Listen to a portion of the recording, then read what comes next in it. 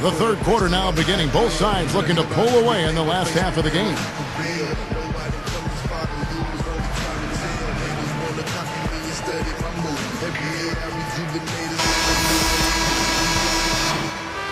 Here is Jennings, looking for his first bucket of the game. Guys, 21-9 were the Lakers last season against the Eastern Conference. They've been within a game of that record for the last 4 seasons. That's really consistently impressive. On the court for the Bucks, Drew Gooden and Andrew Bogut, they're inside. Jennings out there with Steven Jackson, and it's Douglas Roberts in at the small forward. And it's going to be 2 free throws. Drew contact on the shot. That's good defense. Don't let a guy get a lay-in, foul hard, and send him to the free throw line. Yeah, I like that billboard there, sending a message. You can't come in here and get anything free in our paint. And he makes both free throws. You look at the teams in the East, not many who can match the length that the Lakers possess up front. What am I saying? There are a few teams in the entire league that can match that kind of length, Steve. Yeah, the Twin Towers, Bynum and Gasol, really the Lakers' trump card. I mean, I think that's the key to this club. They've got to take advantage of those 2 guys this year, beat people up down on the block and on the glass. And if they can improve their defensive work on the perimeter, this could be a great team.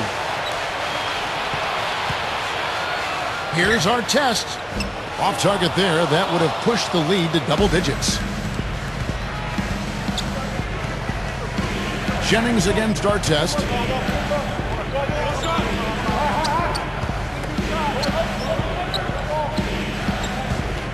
Brown against Jackson. Down to 5 on the shot clock. Jennings can't get it to go. What a year Lamar Odom had last season for the Lakers. At times starting, but also coming off the bench when Andrew Bynum was healthy. But he had a terrific year shooting the ball, about 53% from the floor and almost 40% from the three-point line. Now a timeout called by Milwaukee. Was talking about Odom. 40% from deep is out of this world for a guy his size. I love Lamar's versatility, Kevin. I mean, and adding that three-point shot, being more efficient from out there, just helps him be more effective as an all-around player. Bryant is whistled for reaching in. That's foul number 2 for him. And some changes here for the Lakers. Bynum comes in for Lamar Odom. And Derek Fisher is subbed in for Shannon Brown. Well, credit the defense, but you've got to be more careful with the ball. Bucks trail by 11. Bynum hits the reach-in call. That is his first foul of the game.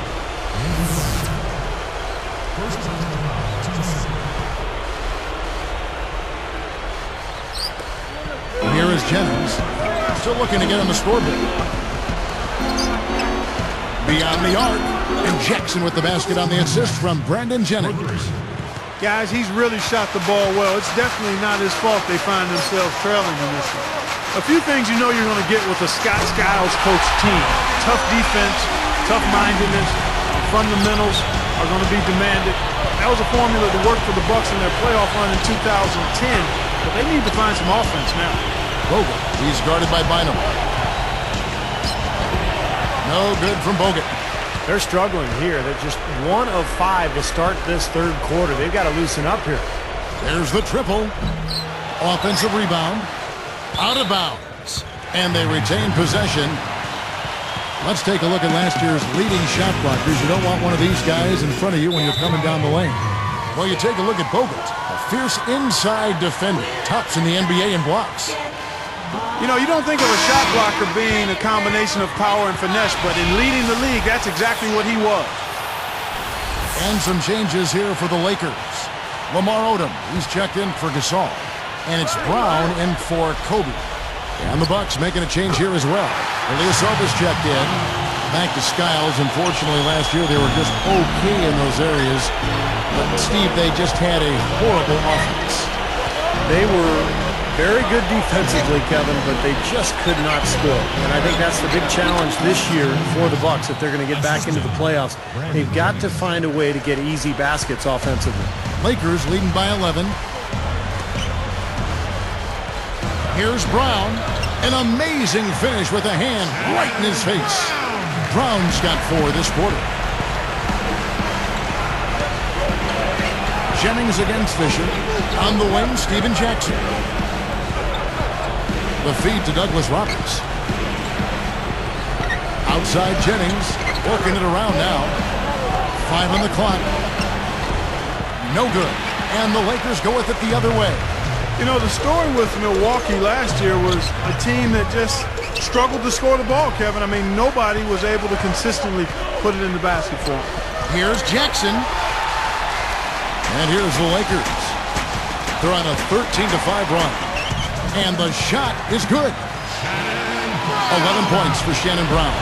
He's put on an offensive clinic. They've got to deny him the ball. Yeah, and if that fails, then double him, Steve. I mean, they can't allow him to continue to hurt him like this. Now a timeout called by Milwaukee.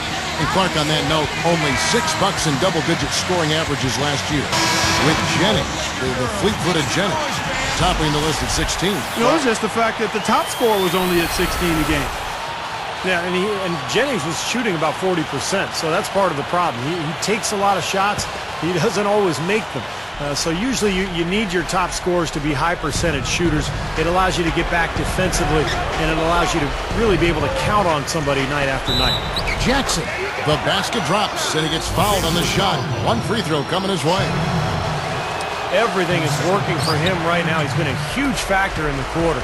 Well, Steven Jackson throughout his career has been a pretty durable player, but last season a hamstring injury forced him to miss 10 games, and that's disappointing for Jackson. He's a guy who loves to be out on the floor. Kobe against Jennings. Here's Bogut, and it's another Milwaukee shot right there going in. Steven Jackson, as we mentioned earlier, historically pretty durable. Big body Clark. He plays on the perimeter. Yeah, he does a nice job. He's a really good all-around player. I mean, I know he can be a little emotional and get out of hand on occasion, but he's a loyal teammate, a hard worker, and a talented player. And he's a strong two-guard. And he's more used to dishing out punishment from that position than taking it. Off his foot, and it's whistled a kick.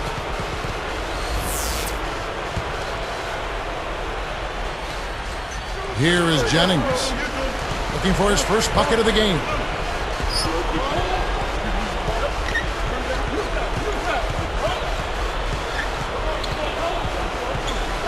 Guarded by Kobe.